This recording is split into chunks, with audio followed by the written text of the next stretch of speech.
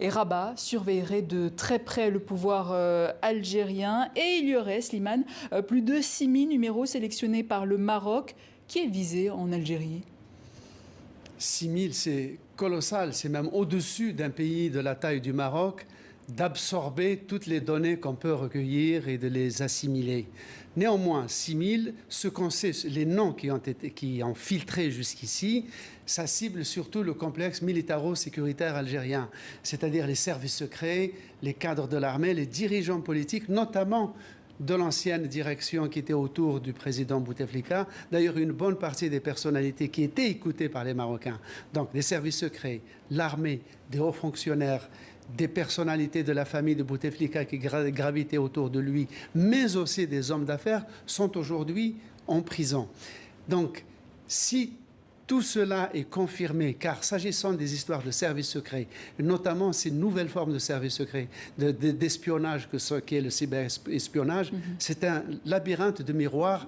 On n'est pas encore totalement fixé. Mais à chaud, on peut dire que d'une certaine manière, si ces écoutes ont vraiment eu lieu et que les téléphones de ces personnalités ont été vraiment suivis au jour le jour, ça veut dire que les Marocains ont écrémé un nombre de données incalculables sur la vie intime même de l'appareil étatique algérien. Et tout cela sur fond de tensions autour du Sahara occidental. Alors, la tension autour du Sahara occidental, c'est déjà presque un demi-siècle. Ça a totalement envenimé les rapports entre les deux pays, au point que la frontière est fermée, la frontière terrestre est fermée depuis 1994.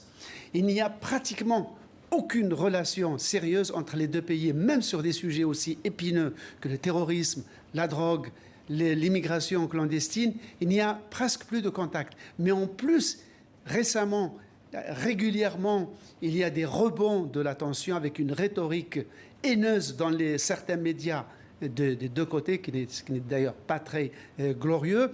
Donc récemment, l'ambassadeur d'Algérie a été rappelé du Maroc, suite à une déclaration de l'ambassadeur du Maroc à l'ONU, une déclaration très très peu diplomatique, il faut dire, où il appelait à l'indépendance de la Kabylie en Algérie. Est-ce qu'il y a un risque que les deux pays en viennent à une confrontation, en viennent aux armes?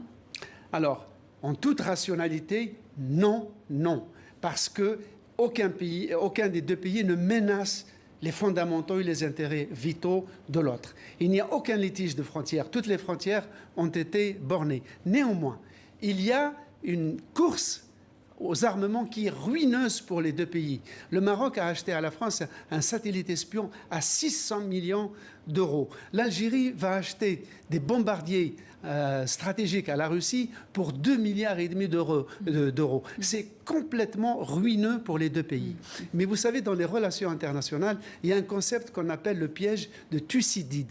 Thucydide, c'est le grand historien grec qui a écrit La guerre du Péloponnèse, qui raconte la guerre entre deux États frères ennemis, Athènes et Sparte.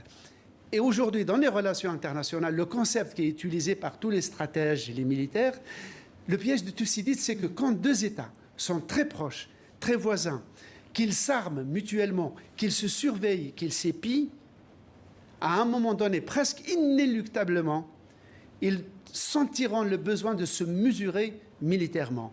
Et comme pour conclure, donc, rationnellement, il n'y a aucun motif d'une vraie guerre, de casus belli, mais la guerre se déclenche souvent pour des motifs passionnels et irrationnels. Mais tout cela, c'est très grave, même les révélations de Pegasus. Alors comment réagit la presse algérienne à tout cela?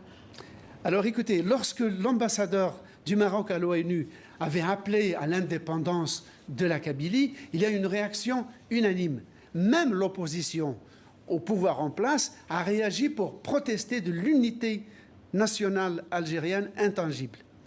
Mais curieusement, depuis les révélations à propos de Pegasus et de cette opération d'espionnage sur l'Algérie, il y a un silence de cimetière. Je veux dire, par exemple, j'ai regardé la presse algérienne aujourd'hui, elle en parle de façon presque télégraphique, à la cantonade, comme si cela ne concernait pas le pays. On donne les noms des personnalités qui auraient été écoutées, il faut toujours utiliser le conditionnel, mais officiellement, il n'y a pas de réaction. Et c'est assez insolite de voir, est-ce que c'est de l'indifférence calculée? Est-ce qu'il y a eu un mot d'ordre pour justement étouffer l'affaire et ne pas amplifier son écho? Toujours est-il que la presse du monde entier est en train de spéculer, de gloser là-dessus, alors que dans la presse algérienne, c'est vraiment le service minimum. Slimane Zeguidour, merci, éditorialiste TV5 Monde.